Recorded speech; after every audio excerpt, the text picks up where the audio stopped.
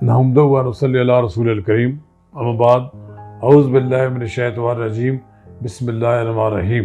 अगर आपने मेरा यूट्यूब चैनल सब्सक्राइब नहीं किया तो बराए करम इसे अभी सब्सक्राइब कर लें, लाइक करें और इसे शेयर करें। आज हम आपसे बात करेंगे सेनेट में मरियम नवाज़ पर लाहौर में होने वाले हमले की बाज़गश्त। ये 2 रोज़ कबल जो लाहौर में वाक़या हुआ है उसमें एक बात सामने आई है कि मरियम नवाज़ की जो गाड़ी है उसकी जो विंड स्क्रीन टूटी है। इसके बारे में कहा जा रहा है कि ये इस पर गोली भी असर नहीं करती। क्या वजह है कि क्या चीज़ लगी इसे जिससे ये उसका शीशा टूट गया। दूसरी बात यह है कि कैप्टन सफदर और दूसरे लोग थाने में जाकर रिपोर्ट दर्ज कराने गए लेकिन उनकी रिपोर्ट दर्ज नहीं की।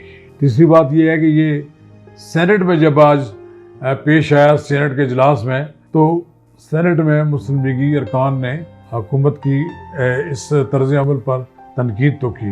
मुशाहिदुल्लाह खान ने अशार और मंजूम अंदाज में जो कुछ वह कहा, लेकिन सबसे अच्छी गुफ्तगू मौलाना अब्दुल गफूर हैदरी ने की। मौलाना अब्दुल गफूर हैदरी ने उनको शर्म दिलाया मुस्लिम लीग नून के लोगों को कि आप अशार में तो बड़ी अच्छी बातें कर रहे हैं लेकिन आपको देखना चाहिए था मरियम पाकिस्तान की बेटी है और पाकिस्तान की बेटी पर हमला हुआ है। आज उस दिन हमला हुआ जब तो चाहिए था कि पूरा लाहौर लॉकडाउन हो जाता, पूरा मुल्क लॉकडाउन कर दिया जाता, लेकिन तमाशा देख रही है मुस्लिम लीग नून को कुछ करना चाहिए। उन्होंने शर्म दिलाई कि वॉकआउट आपको करना चाहिए। बिलाखिर उनको वॉकआउट करना पड़ा और वॉकआउट करके उन्होंने अपने एहतजाज का इजहार किया। लेकिन मैं ये समझता हूँ कि ये बड़ा अहम मामला है। इस बारे में हमें गौर करना चाहिए कि वो क्या वजह थी कि इतना संगीन नौइयत का हमला करने की नौबत क्यों आई, मरियम नवाज़ की गाड़ी पर हमला करने की नौबत क्यों आई, ये किन लोगों की कारस्तानी थी। इसके संगीन नताइज बरामद होंगे।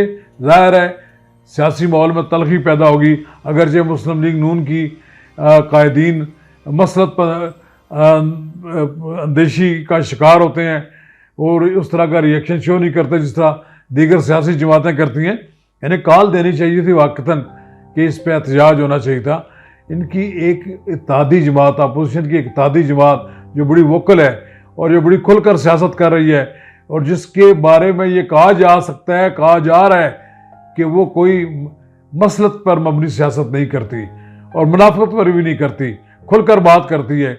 उन्होंने अपने इत्तेहादियों को शर्म दिलाया कि देखें इतना बड़ा वाक़या हो गया, आपने एहतजाज तक नहीं किया, आपने वॉकआउट तक नहीं किया।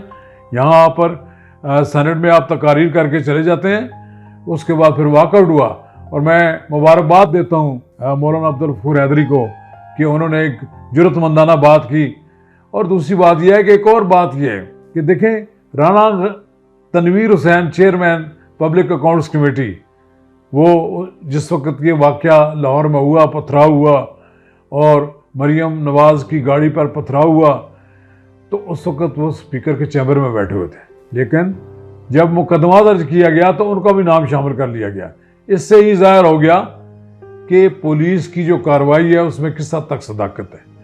इससे अंदाज़ा लगाया जा सकता है कि एक शख्स मौके पर मौजूद ही नहीं है और इत्तेफाक से उस वक्त कौमी असम्बली का इजलास मुनक्कद हो रहा है और वो उस वक्त मौजूद है वहाँ पर पार्लियामान में और वो चैम्बर में मौजूद है, स्पीकर के चैम्बर में।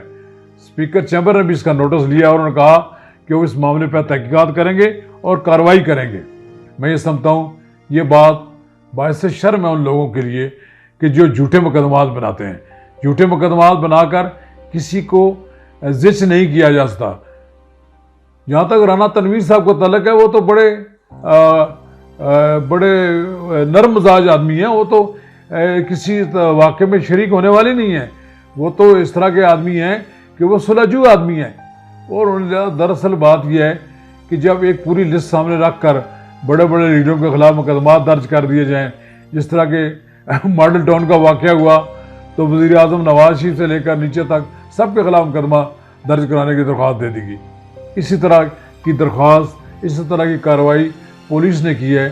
पुलिस को बारे में ये जो कार्रवाई हुई है, ये जो झूठा मुकदमा बना है, इसके बारे में वज़ीर आला पंजाब को भी नोटिस लेना चाहिए अदलिया को भी नोटिस लेना चाहिए और स्पीकर ने तो कह दिया है कि वो इस पर कार्रवाई करेंगे और मुझे उम्मीद है कि इंशाअल्लाह ताला इसका कोई बेहतर नतीजा निकलेगा। शुक्रिया।